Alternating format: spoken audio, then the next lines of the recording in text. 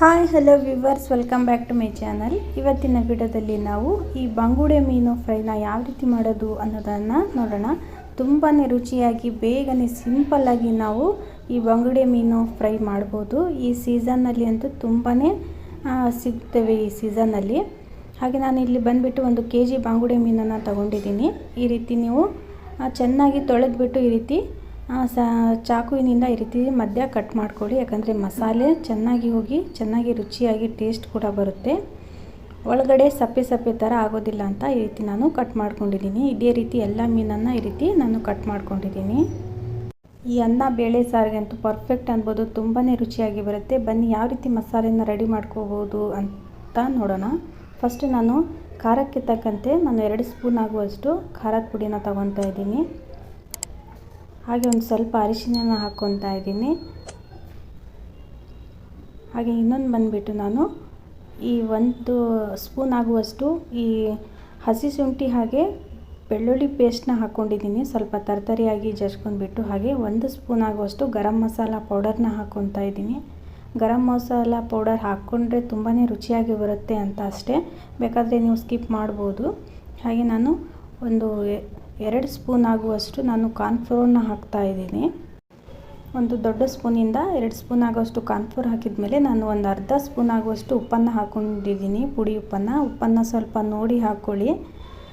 ಒಮ್ಮೊಮ್ಮೆ ಜಾಸ್ತಿ ಆಗಿಬಿಡುತ್ತೆ ಉಪ್ಪು. ಇದನ್ನು ಚೆನ್ನಾಗಿ ಮಿಕ್ಸ್ ಮಾಡ್ಕೊಂಡ್ಬಿಟ್ಟು ಒಂದು ಸ್ವಲ್ಪ ಆದಷ್ಟು ಗಟ್ಟಿಯಾಗಿ ಇದನ್ನು ಪೇಸ್ಟ್ನ ರೆಡಿ ಮಾಡ್ಕೊಳ್ಳಿ. ಜಾಸ್ತಿ ನೀರಾದರೆ ಬೇಕಾದರೆ ನೀವು ಇನ್ನೊಂದು ಸ್ವಲ್ಪ ಈ ಕಾರ್ನ್ಫ್ಲೋರ್ ಅಥವಾ ಈ ಖಾರದ ಪುಡಿ ಕೂಡ ಮಿಕ್ಸ್ ಮಾಡ್ಕೋಬೋದು. ಸ್ವಲ್ಪನೇ ನೀರು ಹಾಕ್ಕೊಳ್ತಾ ಆದಷ್ಟು ಮಿಕ್ಸ್ ಮಾಡಿ. ಹಾಗೆ ಯಾರೆಲ್ಲ ವಿಡಿಯೋ ನೋಡ್ತಾ ಇದ್ದೀರಾ ಪ್ಲೀಸ್ ಒಂದು ವಿಡಿಯೋಗೆ ಲೈಕ್ ಕೊಡೋದನ್ನು ಮರಿಬೇಡಿ. ಹಾಗೆ ನಮ್ಮ ಚಾನಲ್ನ ಹೊಸಬ್ರು ನೋಡ್ತಾ ಇದ್ದರೆ ಪ್ಲೀಸ್ ನಮ್ಮ ಚಾನಲ್ಗೆ ಸಬ್ಸ್ಕ್ರೈಬ್ ಆಗಿ ಬೆಲ್ ಐಕನ್ನ ಆನ್ ಮಾಡ್ಕೊಳ್ಳಿ. ಹಾಗೆ ಬೆಲ್ ಐಕನ್ನ ಆನ್ ಮಾಡಿಕೊಂಡ್ರೆ ನಾನು ಹಾಕೋ ಪ್ರತಿಯೊಂದು ವಿಡಿಯೋ ಕೂಡ ನೀವು ಮೊದಲು ನೋಡ್ಬೋದು. ಈ ರೀತಿ ನಾನು ಸ್ವಲ್ಪ ಈ ರೀತಿ ಗಟ್ಟಿಯಾಗಿ ಪೇಸ್ಟ್ನ ನಾನು ರೆಡಿ ಮಾಡ್ಕೊಂಡಿದ್ದೀನಿ. ಇಷ್ಟ ಆದರೆ ಸಾಕು.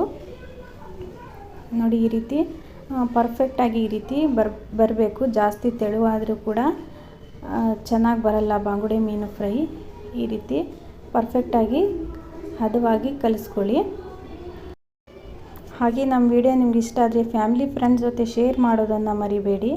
ಹಾಗೆ ಇದೇ ರೀತಿ ನಾನು ಒಂದೊಂದು ಬಂಗುಡೆ ಮೀನಿಗೆ ಈ ರೀತಿ ನಿಧಾನವಾಗಿ ನಾನು ಇದನ್ನು ಹಚ್ಕೊತಾ ಇದ್ದೀನಿ. ಆದಷ್ಟು ಕೈಗೆ ಏನಾದರೂ ಗ್ಲೌಸ್ ಏನಾದರೂ ಇದ್ದರೆ ಕೂಡ ನೀವು ಹಾಕ್ಕೊಂಡು ಇದನ್ನು ಚೆನ್ನಾಗಿ ಈ ರೀತಿ ಹಾಕ್ಕೋಬೋದು. ಇಲ್ಲಾಂದರೆ ಕೈ ಖಾರದ ಪುಡಿಗೆ ಆಮೇಲೆ ಭಾಳ ಉರಿಯುತ್ತೆ ಕೈ ಅಂತ ನಾನು ಈ ರೀತಿ ಇವಾಗ ತೋರಿಸ್ತಾ ಇದ್ದೀನಿ.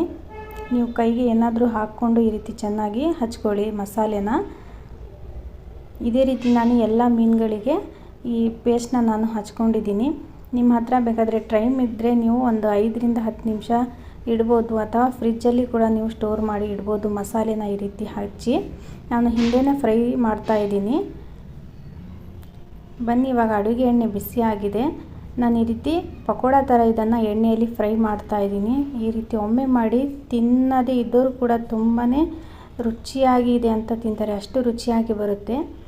ಚೆನ್ನಾಗಿ ಎಣ್ಣೆ ಬಿಸಿ ಆದಮೇಲೆ ಈ ರೀತಿ ಒಂದೊಂದನ್ನು ಹಾಕಿ ಇದನ್ನು ಇದನ್ನು ತಿರುಗಿಸೋದಕ್ಕೆ ಹೋಗಬೇಡಿ. ಒಂದು 2ರಿಂದ 3 ನಿಮಿಷ ಚೆನ್ನಾಗಿ ಎಣ್ಣೆಯಲ್ಲಿ ಫ್ರೈ ಆದಮೇಲೆ ತಿರುಗಿಸಿ ಹಾಕಿ, ಇಲ್ಲಾಂದರೆ ಮೀನು ಒಡೆದೋಗ್ಬಿಡುತ್ತೆ. ಚೆನ್ನಾಗಿ ಈ ರೀತಿ ಫ್ರೈ ಆದಮೇಲೆ ಸ್ವಲ್ಪ ಈ ಎಣ್ಣೆಯಲ್ಲಿ ಬಬಲ್ಸ್ ಬರೋದು ಕಡಿಮೆ ಆದಾಗ ಇದನ್ನು ತಿರುಗಿಸಿ ಹಾಕಿ. ಕೆಲವ್ರದ್ದು ಮೀನು ಎಣ್ಣೆಯಲ್ಲಿ ಫ್ರೈ ಮಾಡುವಾಗ ಒಡೆದೋಗುತ್ತೆ ಅಲ್ವಾ, ಅದಕ್ಕೆ ಈ ಟಿಪ್ಸ್ನ ಫಾಲೋ ಮಾಡಿದರೆ ಇನ್ನೂ ಚೆನ್ನಾಗಿ ಹೈ ಫ್ಲೇಮಲ್ಲಿ ಈ ರೀತಿ ಫ್ರೈನ ಮಾಡ್ಕೊಳ್ಳಿ. ಬನ್ನಿ ಇವಾಗ ತಿರುಗಿಸಿ ಹಾಕೋಣ. ತುಂಬಾ ಒಂದು 3-4 ನಿಮಿಷದಲ್ಲಿನೇ ಈ ಬಂಗುಡೆ ಮೀನು ಫ್ರೈ ರೆಡಿ ಆಗಿಬಿಡುತ್ತೆ. ಇನ್ಸ್ಟೆಂಟಾಗಿ ಕೂಡ ಆಗುತ್ತೆ. ಹಾಗೆ ನೀವು ಫ್ರಿಜ್ಜಲ್ಲಿ ಸ್ಟೋರ್ ಮಾಡಿ ಕೂಡ ಇಡ್ಬೋದು. ಮಸಾಲೆನ ಹಚ್ಚಿ ನಿಮ್ಗೆ ಯಾವಾಗ ಬೇಕೋ ಆವಾಗ ಫ್ರೈ ಮಾಡಿ ತಿನ್ಬೋದು. ನೋಡಿ ಈ ರೀತಿ ಎರಡೂ ಕಡೆ ಚೆನ್ನಾಗಿ ಫ್ರೈ ಮಾಡಿಕೊಂಡ್ರೆ ಸಾಕು. ಒಂದು 2 ನಿಮಿಷ ಜಾಸ್ತಿ ಉರಿನ ಇಟ್ಕೊಂಡ್ಬಿಟ್ಟು ಈ ರೀತಿ ಫ್ರೈ ಮಾಡ್ಕೊಳ್ಳಿ. ಹಾಗೆ ನಮ್ಮ ವಿಡಿಯೋ ನಿಮ್ಗೆ ಇಷ್ಟ ಆದರೆ ಲೈಕ್ ಶೇರ್ ಮಾಡೋದನ್ನು ಮರಿಬೇಡಿ.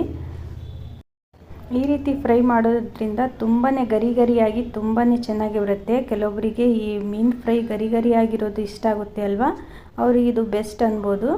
ತುಂಬಾ ಗರಿಯಾಗಿ ಮೀನು ರೆಡಿಯಾಗುತ್ತೆ. ನೋಡಿ ಯಾವ ರೀತಿ ಬಂದಿದೆ ಅಂತ. ತುಂಬಾ ಚೆನ್ನಾಗಿ ಬರುತ್ತೆ. ನಾನು ಇದೇ ರೀತಿ ಎಲ್ಲ ಮೀನನ್ನ ಫ್ರೈ ಮಾಡ್ಕೊಂಡಿದ್ದೀನಿ. ಹಾಗೆ ನಮ್ಮ ವಿಡಿಯೋ ನಿಮ್ಗೆ ಇಷ್ಟ ಆಗಿದೆ ಅಂತ ಅಂದ್ಕೊಂಡು ನಾನು ಮತ್ತೆ ಮುಂದೆ ಹೊಸ ವಿಡಿಯೋದೊಂದಿಗೆ ಭೇಟಿ ಆಗ್ತೇನೆ. ವಿಡಿಯೋ ನೋಡಿದ್ದಕ್ಕಾಗಿ ಎಲ್ಲರಿಗೂ ಧನ್ಯವಾದಗಳು.